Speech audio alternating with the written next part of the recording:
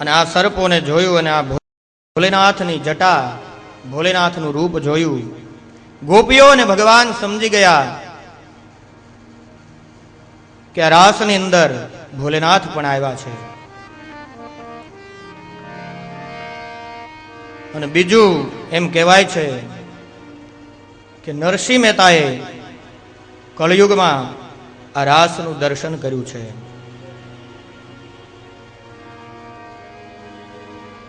રાસ જોવામાં તન્મય બનેલા એ નરસિંહ મહેતા મશાલ પકડી અને ઉભા હતા. એ મશાલ સળગતી સળગતી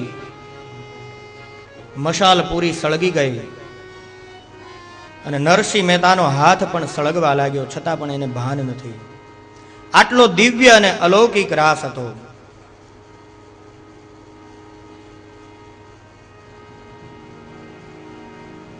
તો એવો અદ્ભુત રાસ, અને એ રાસનો આનંદ ગોપીઓએ માણ્યો, સાથે ભોલેનાથે માણ્યો. રાસ આજે પણ થાય છે વૃંદાવનમાં.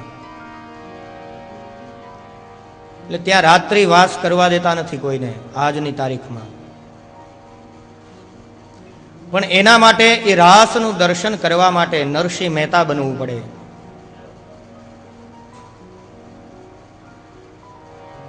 ભગવાનની સાથે પ્રેમ નહીં, પ્રીતિ નહીં, પણ ભગવાનમાં રતિ થવી જોઈએ, ભગવાનના ચરણોમાં. તો આજે પણ આ રાસ હું અને તમે પણ જોઈ શકીએ. એવો અદ્ભુત રાસ ભગવાને કર્યો હતો.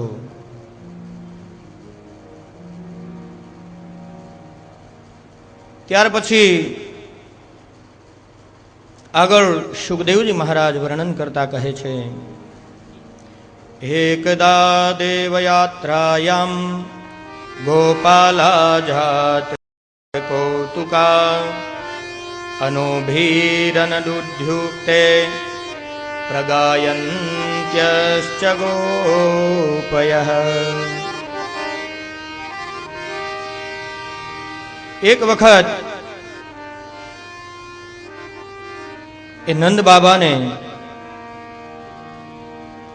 અજગર ગળી ગયો.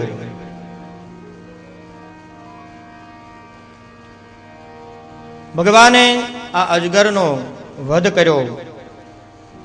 અજગરને પોતાના મૂળ સ્વરૂપનું દર્શન કરાયું.